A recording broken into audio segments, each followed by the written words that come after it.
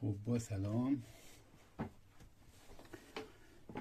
یه لپتاپ داریم، لپتاپ لنووی، میخوایم بازش کنیم. این لپتاپ دیگه دارن کارشو کرده و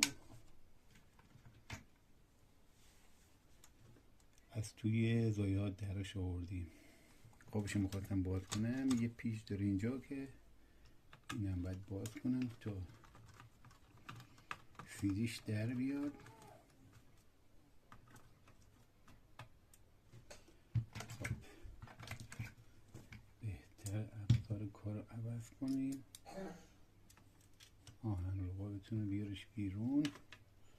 آره اینم یه سیدی هم که اینجا هست که خب هنوز نمیخواد در بیاد. ببینیم پیچ دیگه هم هست که باز نکرده باشیم. آره یه پیچ هم اینجایی.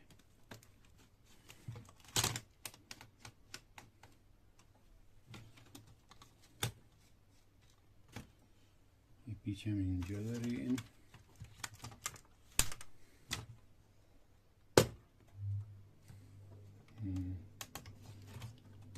خب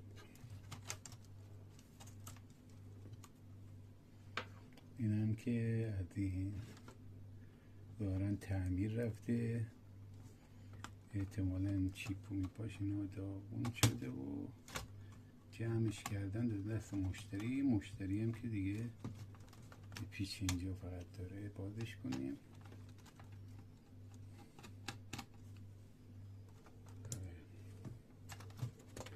این هم بردش باز شد و این که تصویرم که جدا کرد. این بردشه که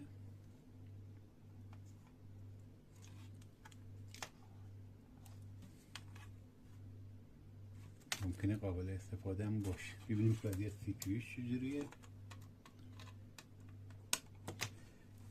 دو تا پیچ داره اینجا، باز کنیم. البته این پیچ هم باز شده چون تعمیرگاه رفته و احتمالاً تعمیرکارم ناامید شده.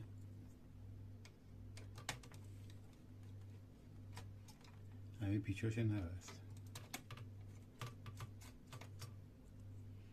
این پیچای ریزم کاربردی هم، اگه جمع آوری بشه میشه بعدن هم ازش استفاده کرد.